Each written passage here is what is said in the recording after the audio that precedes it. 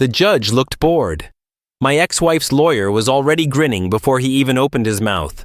"Enjoy your new life," he chuckled. "You'll be leaving with nothing." Then came her voice. "So smug, so full of yourself. You should have been a better husband." She smirked without even looking at me. That's when the judge turned to me and asked if I had any final words. I smiled, a calm, slow kind of smile. "Actually, yes," I said. "I'd like to submit this as evidence." Her face twisted just slightly. Then she saw the document I handed the bailiff. By the time the judge started reading it out loud, her skin had turned a shade of pale I'd never seen on her before. "Let me take you back to how we got here. I used to think the devil came in red with horns and a tail. I didn't know she could wear yoga pants, drive a white Mercedes, and drink green smoothies every morning. Her name is Haley, my wife, or she used to be. We were married for 7 years, no kids." She said she wasn't ready, and I respected that. I loved her deeply, dumbly. At first, it was little things, subtle changes. She started wearing perfume to girls' night. She used to throw on a hoodie and be out the door in 5 minutes. Suddenly, she spent an hour doing her makeup for a supposed dinner with Jessica and Amanda. Then there was the phone, always face down, notifications hidden. "Privacy," she said. "Everyone deserves some." I wanted to believe her. God, I wanted to believe her. One night she came home at 2:30 a.m., hair messed up, lips swollen, and stumbling in heels she never wore for me anymore. I sat in the dark waiting. She flicked on the lights and froze like a deer in headlights. "Oh, hey," she said, voice too casual. "Didn't expect you to wait up." "Where have you been, Haley?" She tossed her purse on the counter. "Out with the girls. I told you." "You told me you'd be back by 11 o'clock. She shrugged. "We went dancing. Chill out." I stood up. "Let me see your phone." That's when the mask cracked. Her smile disappeared. "What? You heard me." She laughed, fake and loud. "You don't trust me?" "No," I said. "Not anymore." She stormed off into the bedroom, slammed the door. I didn't follow. Not then. I just sat back down and stared at the empty wine glass she left on the table. That night, I didn't sleep. Instead, I did what any broken man with too much suspicion and too much time would do. I hacked into her cloud. Took me hours. But when I got in, it was like being stabbed in the gut with a frozen blade. Photos, videos, voice messages. One of them said, "He's such a bore. I fake it every time. But you, you know what you're doing." Another said, "He still thinks I'm working late. Poor guy." And the pictures, Jesus, her with some guy. Jake, as I come to learn. Tall, gym body, tattoo on his neck. In hotels, in his car, in our house, on our goddamn bed. The worst part? Her smile. The same smile she used to give me when we first met, like he was her whole world. I didn't scream. I didn't cry. I copied everything, put it in a folder, dated and sorted. The next morning, she made pancakes, hummed like nothing had happened, kissed me on the cheek. I let her. You ever felt your soul rot from the inside while smiling? I played the part for 2 more weeks, acted normal. Meanwhile, I hired a PI to get more dirt, found Jake's full name, even got into her private IG where she posted things just for him. "Miss you already. Faced blowing kiss," one post said. 2 days after our anniversary. She was a monster wearing human skin, and I was done being her puppet. I started preparing carefully, silently. Took copies of everything. Transferred funds, got a lawyer. I was going to let her think she won until the final moment. And that moment came in court when she thought I was crushed. She wore a red blazer like it was a victory lap. I saw her winking at Jake from across the room. He was sitting there, smug, like he just won the jackpot. That's when the judge said, "Any final words?" And I said, "Actually, yes. I'd like to submit this as evidence." The judge adjusted his glasses and took the envelope from the bailiff.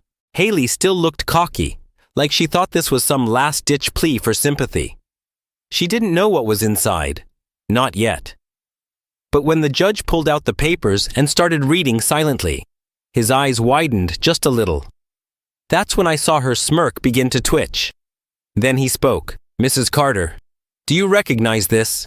he asked, holding up a printed screenshot. She squinted at it. "What is that?" "A text message," the judge said, "from your private Instagram to a man named Jake Bell, dated June 5th. I can't believe he still doesn't know. I wore your favorite lingerie in his bed tonight. He thinks he got lucky." The room went still. I watched the blood drain from her face. Jake stiffened in his seat. My lawyer leaned back and smiled like he was watching a fireworks show. Haley tried to laugh it off. "That's taken out of context." The judge flipped the page. "This one is dated August 22nd. He kissed me goodnight and went to bed early. I told him I had work, but I went straight to you. He's such a loser, Jake. I don't know how I've lived with him this long." She didn't laugh this time. The judge kept going. Emails, pictures, hotel receipts, geotags, a full goddamn dossier of betrayal. And then he found the video. The one where she walked through our front door holding Jake's hand. Both of them laughing while I was at my father's funeral in another state. They toasted wine in my kitchen. He picked her up and threw her on our couch. The judge didn't play it, but he described enough for the courtroom to go silent. "I think that's sufficient," he finally said, closing the folder. "Mrs. Carter, it appears you've been less than honest. Mr. Carter, do you wish to amend your divorce claim based on this new evidence?" My voice was calm, measured. "Yes, Your Honor. I'd like to file for full financial compensation, retaining the house, and refusal of alimony based on spousal misconduct." Haley exploded. "What? That's not fair. This doesn't mean anything. We were already falling apart." Her lawyer tried to quiet her, but she was on fire now, the true version of herself burning through. "You were boring, Matthew. You never made me feel alive. All you did was work and whine and act like a victim. I needed something real, something that didn't suck the life out of me." Jake stood up, but 2 security guards moved toward him. He sat back down.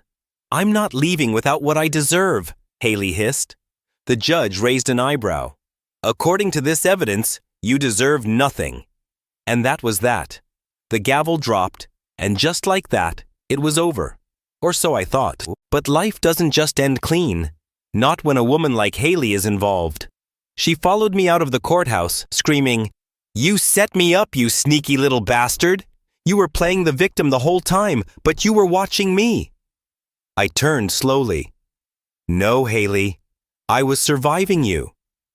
"You'll regret this," she snarled. I didn't answer.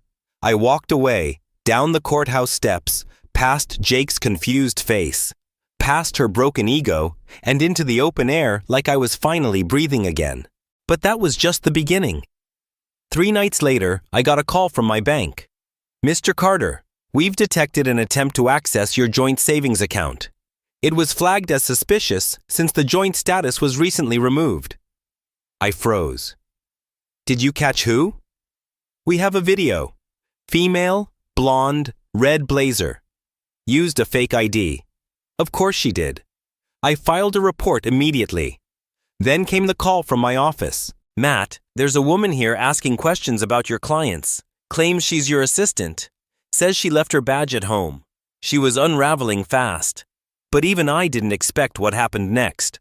The knock on my apartment door came at 1:13 a.m. I looked through the peephole. Haley. No makeup, hair wild, eyes bloodshot. She was swaying, half drunk, or maybe worse. I opened the door halfway. "Go home. You can't just end us like this," she slurred. "We had a life, Matt. Years." "You don't just delete that. You did," I said. She lunged forward, trying to push in. I blocked her with my shoulder. "I still love you," she whispered. I laughed. Honest, bitter. "No, Haley, you just hate losing." Then I shut the door in her face. But I had no idea what she would do next, and how far she'd go to take everything down with her. The next morning, I found my car keyed from bumper to bumper. Words scratched into the paint in furious, shaking letters. Liar. Traitor. Coward. A smashed wine bottle sat in the driveway with red glass scattered like blood in the sunlight. I didn't even call the cops. I knew it was her. I also knew it wouldn't be the last time. 2 nights later, I caught Jake creeping around my apartment building, hoodie up, pacing near the side entrance. I didn't confront him. I didn't need to. I just snapped a photo, called a contact at the station, and let it be known I had eyes everywhere now. I wasn't the same man she'd humiliated. I'd grown teeth, but deep down, I was still bleeding.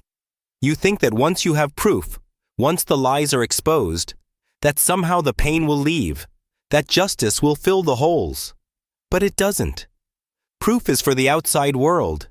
Inside, your heart still replays every smile, every fake, "I love you," every night she climbed into bed and said she was tired while she'd just come back from being with someone else. I remember the night before our 5th anniversary. She came home late. I'd made her dinner. Steak, her favorite, candlelight. She walked in, glanced at the setup and said, "Oh, we're doing this tonight." Then she kissed me on the forehead and said she was too tired to eat. She said she had cramps. That same night, I found out later, she was with him at a cheap motel off the freeway. I even found the receipt. She left it in her jacket. I remember the date printed clearly. 1 day before our anniversary. She didn't care. That's the part that guts you. It's not just the betrayal. It's the apathy. The cold, blank disregard for everything you were together. Like it meant nothing. A week after the court hearing, I went to grab my things from the old house.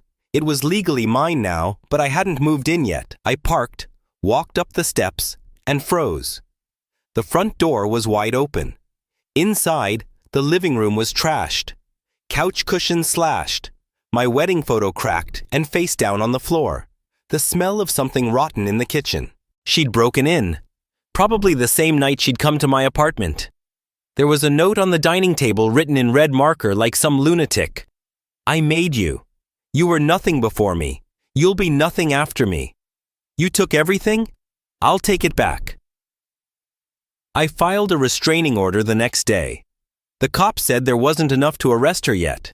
"You need real evidence, video, witness, physical harm," the officer said, sounding exhausted, like he'd seen this story 100 times. I started checking my locks 3 times a night. But even with all the chaos, the lies, the threats, a part of me still felt empty. Like some twisted part of me missed the version of her that once held my hand in the rain. The one who cried at movies and danced in the kitchen at 2 a.m. when we still believed in forever. I don't think she ever existed. One evening, I got a call from Amanda, one of Haley's old friends. We hadn't spoken since before the divorce. I almost didn't pick up, but I did. "Matt, I don't know if I should be telling you this," she said. "What's going on?" "Haley. She's been telling everyone that you hit her." I felt my stomach drop. "What?" "She told Jake, her mom, a couple of people from the gym, said you were violent. That's why she had to cheat." I went silent. "She's unhinged, Matt. I think she's trying to ruin your life now that she couldn't get your money." I thanked her, hung up, and sat on my floor for over an hour, just breathing, thinking. This wasn't over. She wasn't going to let me walk away clean, not because she loved me, but because she couldn't stand the thought of me surviving without her. So I made another call, this time to a guy named Travis, old buddy from college, used to work cybercrime before going private. I told him everything, every message, every threat, every moment. He said, "Send me everything. If she so much as posts a photo of your house, we'll bury her in digital evidence." That night, I got an alert. A new Instagram account, username @HalesRevenge. One photo, my face. Caption: "He hurt me. Don't trust this man." It had 10 likes in 10 minutes. I screenshotted it, sent it to Travis. The game had changed. She was no longer just the cheating wife. She was becoming a public executioner. But she underestimated one thing. I'd already lost everything, and now I had nothing left to lose. Travis didn't waste time. By morning, he tracked the account's origin to her mother's Wi-Fi network. Amateurs never learn, he laughed through the phone. She's sloppy, Matt. Too emotional. That's good for us. He compiled a file in less than 24 hours. IP logs, timestamps, screenshots, metadata from her photos. The caption smear post uploaded 5 minutes after she left a comment on Jake's gym selfie from the same location. Stupid and reckless. I forwarded the whole package to my lawyer, who filed for defamation the next day. The post vanished within hours, but the damage was done. A few old friends had seen it. My boss got wind of it. HR scheduled a check-in meeting. Even though they didn't say it directly, I could feel the shift in how people looked at me, as if the smoke alone was reason enough to question me. I'd always been the calm one, the nice guy. Now suddenly, I was walking through fog, trying to clear a name that never should have been stained.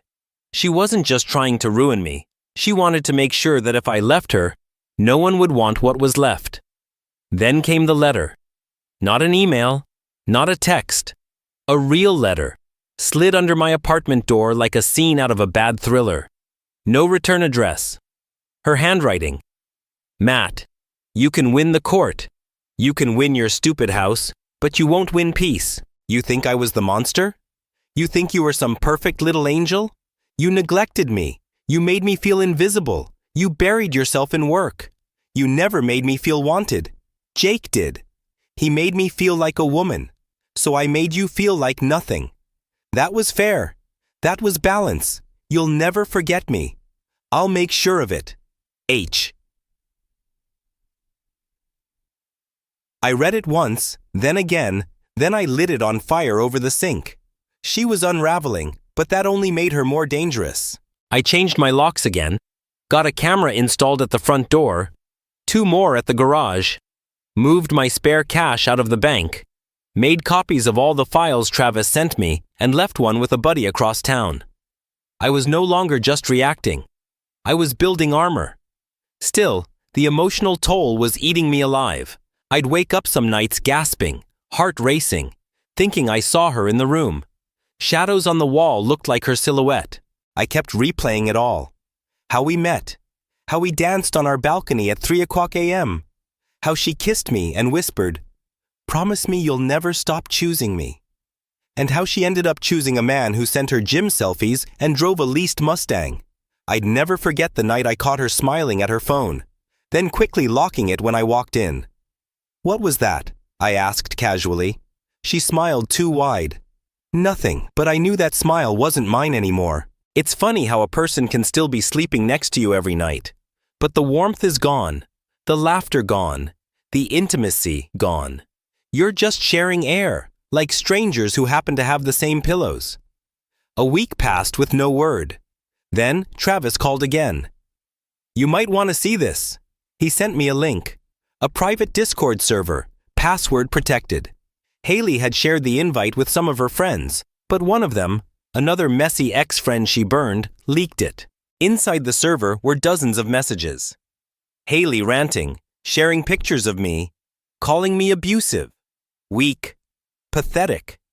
A full campaign to make sure anyone in her circle who still talked to me would see me as the villain. One message read, "He thinks he's safe now. He has no idea how easy it is to make a man look guilty." A few tears and the right words. No one questions the woman. Travis froze the server, took screenshots, sent them to my lawyer and the police. The next morning, I walked into the precinct and filed a full report. I showed them everything. The smear post, the break-in, the threats, the fake assistant stunt, the Discord server. The officer reading the file actually whistled. "This woman's a walking red flag." I didn't smile. "She's about to become a cautionary tale," I said. 2 days later, I got a call from her, blocked number. At first, I didn't answer. Then I did. I needed to hear her voice one last time. She didn't say hello. "You think this makes you the hero?" she said, low, bitter. "You think people are going to remember your version?" "I don't care who remembers anything," I said. "I just care that you don't get to hurt anyone else." She went quiet. Then she whispered, "You'll regret this," and hung up. I stared at the phone, not afraid, not angry, just hollow. That was the last time I heard her voice. But she wasn't done. Not yet. It was 3 weeks later when the call came. My lawyer's voice was calm, but I could hear the tension underneath. They arrested her this morning. I sat up in bed, fully awake. For what? Attempted fraud, defamation, trespassing, and one more charge, submitting a false domestic violence report. Apparently, she'd gone into a local precinct and filed a detailed statement claiming I'd hit her during our marriage. Said I pinned her against the wall one night after finding her texting another man. The detective assigned to the case had just gotten Travis's packet from my lawyer hours before. Haley brought a knife to a gunfight. When the officer asked her to unlock her phone, she refused. When they got a warrant, it was over. The messages she sent bragging about manipulating the system, her plan to ruin me, her voice memos laughing about crying on command. They were all there, clear as day. She didn't even cry when they cuffed her. Jake? He disappeared the second her mugshot hit the local news. Snake slithered right back into the hole he came from. I didn't celebrate. There was no champagne, no dancing in the street. I just sat on the edge of my bed, let out a breath I'd been holding for months, and finally felt the silence for what it was. Peace. In the weeks that followed, things settled. The HR meeting at work turned into an apology. They offered me a raise. I didn't take it. I asked for something else, 2 weeks off. They gave me 3. I went to Colorado, just me and the mountains. No phone, no email, just air, cold and clean. And when I came back, I finally opened that storage box. The one with our wedding album, our old anniversary cards, her letters. I burned them all in my backyard, one by one. Watched every lie curl into smoke and vanish into the sky. I don't hate her, not anymore. I pity her because someone like Haley never stops destroying. Even when she wins, she finds new things to ruin. It's her nature, her fuel. She'll find another man. She'll charm him, melt into him, whisper the same promises she whispered to me, and then one day, she'll break him too. She can't help it. But me? I'm done bleeding. At our final court hearing, her lawyer laughed and said, "Enjoy your new life. You'll be leaving with nothing." And Haley smirked and said, "You should have been a better husband." The judge turned to me and asked if I had any final words. I smiled and said, "Actually, yes. I'd like to submit this as evidence." When the judge read the document, her face turned pale. That wasn't just my revenge. That was my freedom. If you're reading this and you feel like something's wrong in your relationship, listen to that feeling. Don't wait for a smoking gun. Don't let love blind you to the way someone tears you apart piece by piece. Sometimes walking away isn't weakness, it's survival. And when you do finally walk away, make sure you don't just survive. Make sure you win.